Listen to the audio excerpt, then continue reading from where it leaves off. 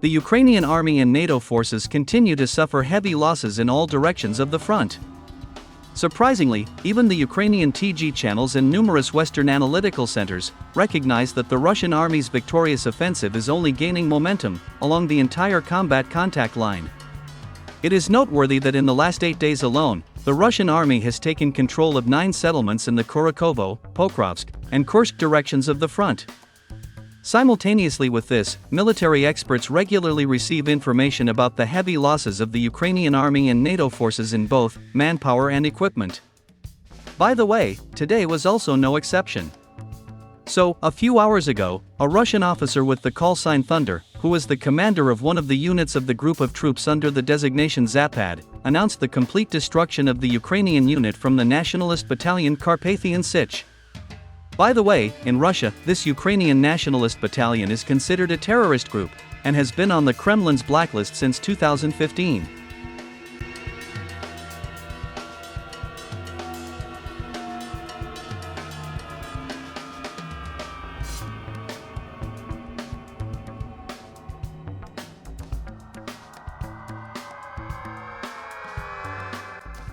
As it turned out, after the liberation of the city of Kurakhovo by the Russian army, the Ukrainian High Military Command and its NATO military advisors threw this unit into the PETROPAVLOVKA area to stop the further victorious advance of Russian troops. However, unfortunately for the NATO and Ukrainian generals, nothing went as planned.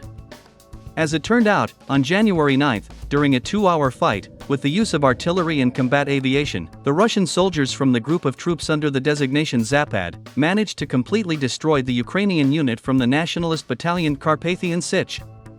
Moreover, a Russian officer with the call sign Thunder confirmed that in addition to the Ukrainian Nazis, there was also a large group of Canadian Commandos and Colombian Mercenaries in this unit.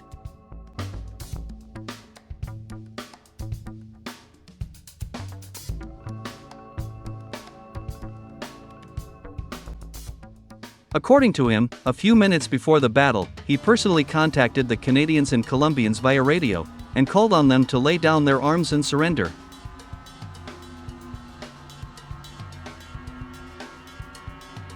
I personally contacted them via radio, and called on them to lay down their arms and surrender. I made it clear to them that if they don't lay down their weapons and surrender, they will be completely destroyed. However, in response, they opened fire with machine guns and mortar launchers. Immediately after that, I gave the order to destroy them all, a Russian officer said.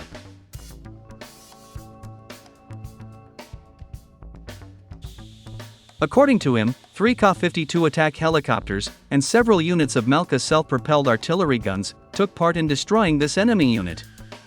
In 30 minutes it was all over. This unit was completely destroyed.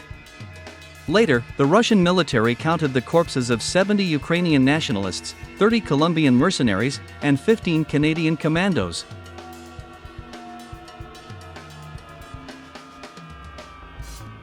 Speaking of Canadian soldiers, it is worth noting that these Canadian citizens died in Ukraine for the sake of the interests of the United States, whose new president openly stated that he was hatching plans for the de facto annexation of this country.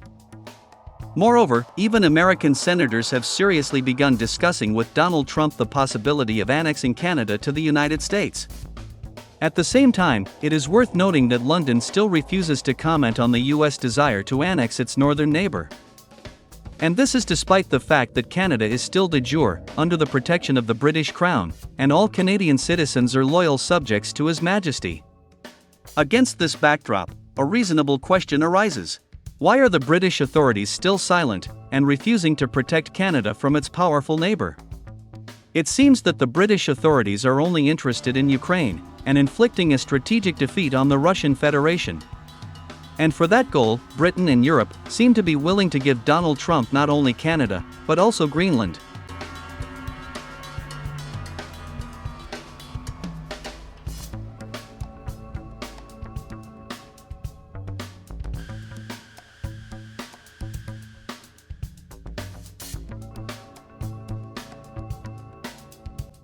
However, judging by the information coming from the battlefield in Ukraine, the so-called collective West will never be able to inflict a strategic defeat on the Russian Federation. So, a few hours ago, war correspondents reported on another serious success of Russian troops on the battlefield. In particular, they confirmed information that on January 9, at 10 a.m. Moscow time, offensive units of Russian troops entered the settlement of Toroy-Vodyanoi in Kurakhovo direction of the front. It is reported that as of January 10, 2025, 80% of this settlement's territory is under Russian troops' control. Most likely, war correspondents will report on the complete liberation of this village in the coming hours. My dear truth seekers, as you can see, after the liberation of the strategically important city of Kurakhovo, the Russian army did not take an operational pause, and continued its victorious offensive in all key directions of the front.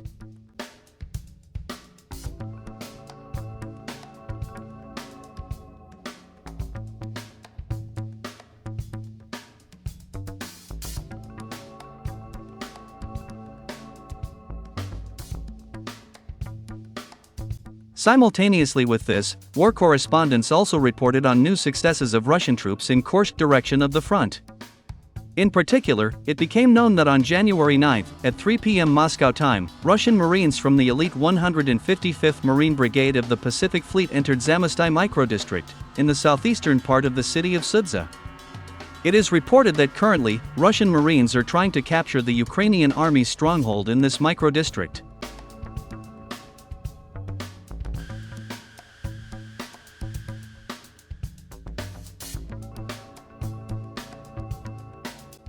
Moreover, it also became known that in the area of the settlement of Malaya Lakhnya, Russian troops managed to encircle 1,200 Ukrainian soldiers and foreign mercenaries, many of whom are active duty soldiers of armies of NATO member states.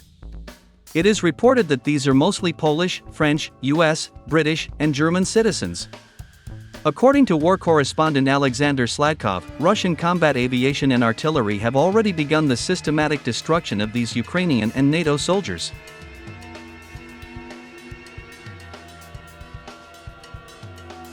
Commenting on what is happening in Ukraine and the Kursk region, member of the European Parliament, Petr Volgin, called on the parties to immediately stop the senseless bloodshed. Petr Volgin stressed that further Kiev's resistance is simply pointless, as Ukraine will never be able to emerge victorious in this conflict. According to him, Ukraine will not be able to defeat Russia even if the West doubles its military and financial assistance. At the same time, this member of the European Parliament expressed confidence that the current conflict would end with a complete victory for the Russian army, and that all Russian-speaking regions of Ukraine would come under the control of the Russian Federation.